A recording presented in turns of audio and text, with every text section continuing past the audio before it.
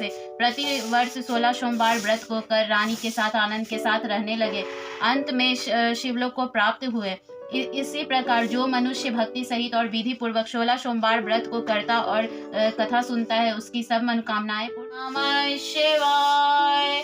हर हर महादेव। शिव शंभू भोले बाबा भोलेनाथ। पार्वती ने मिथ्या भाषण के कारण पुजारी जी को कोढ़ी होने का श्राप दिया। पुजारी हर सोमवार को सुबह उठकर सबसे पहले मैं नहाकर अपने महादेव की पूजा आरती कथा कह के ही घर से कहीं निकलती हूँ।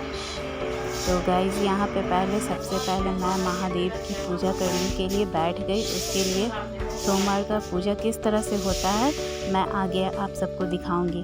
सबसे पहले जो रोड़ी, चंदन, अक्षत, फूल सब कुछ रख लेते हैं और उसके बाद फिर कहते हैं कि सोमवार का व्रत करने से महादेव सबकी मनोकामनाएं पूर्ण करते हैं।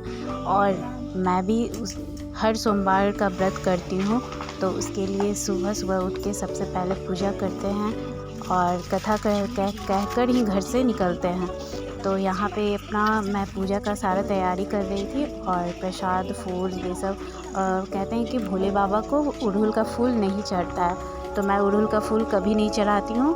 रोज़ का चढ़ा सकते हैं आप, या फिर गेंदा का फूल जो होता है, या फिर वाइट फूल, ये सब चढ़ा सकते हैं। और उसके बाद यहाँ पे मध, भांग, धतूरा, बेलपत्र, ये सब कुछ जो भी मतलब महादेव जिससे प्रसन्न होते हैं वो सब मैं यहाँ पे चढ़ाने के लिए रख रही हूँ। और फिर दिया में घी डाल रहे हैं आरती करने के लिए। सो गाइज़, आप लोग को हमारी अगर ब्लॉग अच्छी लगती हो तो प्लीज़ लाइक, कमेंट, शेयर करना ना भूलें। मेरे साथ साथ सब पे महादेव की कृपा बनी रहे और मुझे आप सबका बस इसी तरह से प्यार ढेर सारा मुझे भी दीजिए, ताकि मैं भी अपनी लाइफ में बहुत कुछ कर सकूं और साथ ही साथ आप सबके लिए अच्छी ब्लॉग बनाती रहूं। तो गाइज़, यहाँ पे मैं अपने जिस तरह से पूजा होता है वैसे कर रही हूँ। अगर मेरी पूजा में कोई कमी रह गई हो तो आप लोग भी मुझे बता सकते हैं कि आप यहाँ पे गलत कर रही हैं, या फिर कुछ भी आप लोग मुझे बता सकते हैं कि मंडे की पूजा में और क्या क्या करना होता है। मुझे जिस तरह से आता है मैं मंडे को पूजा करती हूँ। फिर यहाँ पे मैं बैठ गई पूजा करने के लिए और सब कुछ फूल वगैरह चढ़ाने के बाद फिर कथा पढ़ूँगी। कथा पढ़ने के बाद फिर आरती करके और उसके बाद फिर मंदिर जाते हैं। तो गाइज़, आप सबको मेरी ब्लॉग कैसी लग रही है ये ज़रूर बताइएगा कमेंट बॉक्स में। Bye bye.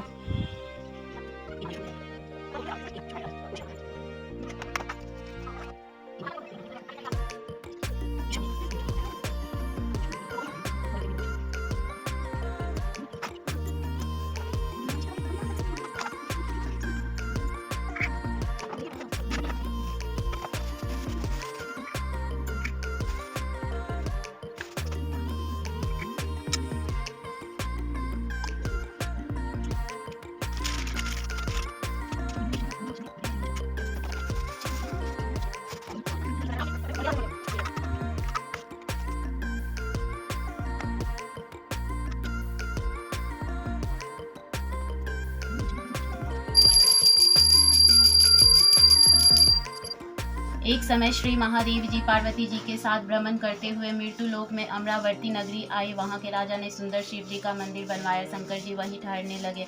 एक दिन पार्वती जी शिव से बोली, नाथ आओ चौसर खेले। खेल प्रारंभ हुआ। उसी समय पुजारी जी पूजा करने आए। पार्वती ने पूछा, पुजारी जी बताइए जीत किसकी होगी? वह बोले, शंकर जी की। और अंत में जीत पार्वती की हुई।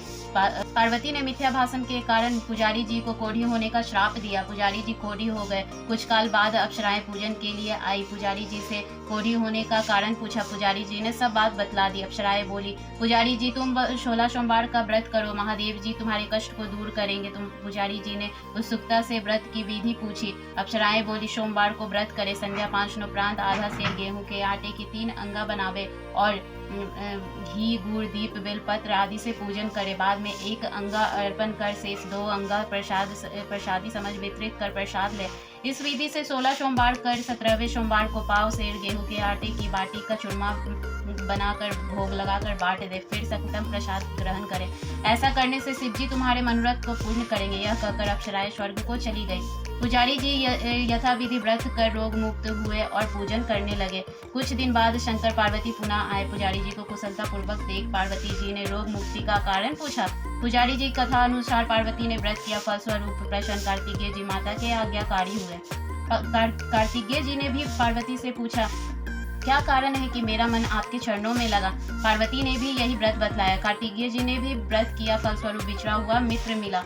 उसने भी कारण पूछा, बताने पर विवाह की इच्छा से यथाविधि व्रत किया। फलतः वह विदेश गया। वहां की राजा की कन्या का स्वयंवर था। राजा का प्रण था कि हथनी माला जिसको पहनाएगी उसी के साथ पुत्री का विवाह होगा। यह ब्राह्मण भी स्वयंवर देखने की इच्छा से एक और जा बैठे। हथनी ने माला इसी पंडित को पहनाई। धूमधाम से विवाह हुआ। जब तत्पश्चात दोनों सुख से रहने लगे। एक दिन राजकन्या ने पूछा, नाथ आपने कौन सा पुण्य किया जिससे राजकुमारों को छोड़ हथनी ने आपका वर्णन किया। ब्राह्मण ने 16 सोमवार का व्रत सविधि बताया। राजकन्या ने सत्पुत्र प्राप्ति के लिए व्रत किया और सर्वगुण संपन्न पुत्र प्राप्त किया। और बड़ा होने पर पुत्र ने पूछा, माता जी किस पुण्य से मेरी प्राप्ति आपको हुई। राजकन्या ने सविधि 16 सोमवार व्रत बतलाया। पुत्र राज्य की कामना से व्रत करने लगे। उसी समय राजा के दूतों ने आकर उसको राजकन्या के लिए वर्णन किया। आनंद से विवाह संपन्न हुआ। राजा के देवलोक होने पर ब्राह्मण कुमार को गद्दी मिली। फिर भी वह इस व्रत को करता रहा। एक दिन उसने अपनी पत्नी से पूजन सामग्री शिवालय में ले चलने को कहा, परंतु उसने दासियों के द्वारा भिजवा दी। जब राजा ने पूजन समाप्त किया तो आकाशवाणी हुई कि इस पत्नी को निकाल दे, नहीं तो यह तेरा सत्यानाश कर देगी। प्रभु की आज्ञा का मान उसने रानी को निकाल दिया। रानी भाग्य को कोसती हुई एक नगर में बुढ़िया के पास पहुंच गई। दिन देखकर बुढ़िया ने इसके सिर पर सूत की पोटली रख बाजार में भेजी। रास्ते में आंधी आई, पोटली उड़ गई। बुढ़िया ने इसको फटकार कर भगाया।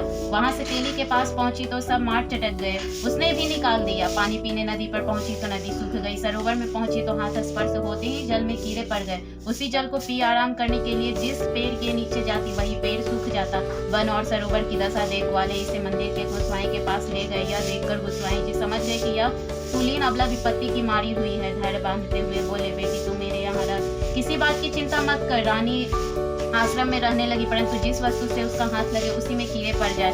दुखी हो गोसाई जी ने पूछा, बेटी किस देव की आराधना से तेरी यह दशा हुई है। रानी ने बताया, पति का आज्ञा का उल्लंघन कर महादेव जी के पूजन को नहीं गई। गोसाई जी ने शिव जी से प्रार्थना की। गोसाई जी बोले, बेटी तुम 16 सोमवार का व्रत करो। रानी ने सविधि व्रत पूर्ण किया। व्रत के प्रभाव से राजा को रानी याद आई और दूतों को उसकी खोज करने के लिए भेजा। आश्रम में रानी को देख दूतों ने आकर राजा को रानी का पता बताया। राजा ने जाकर गोसाई जी से कहा, महाराज यह मेरी पत्नी है। शिव जी के रुष्ट होने से मैंने इसका परित्याग किया।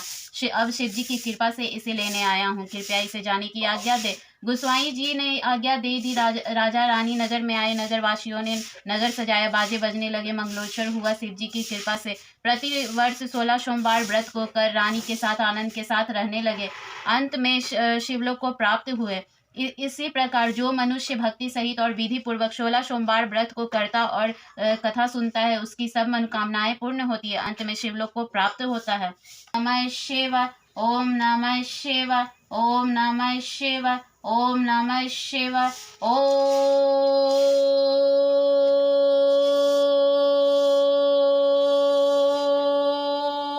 नमः शिवाय।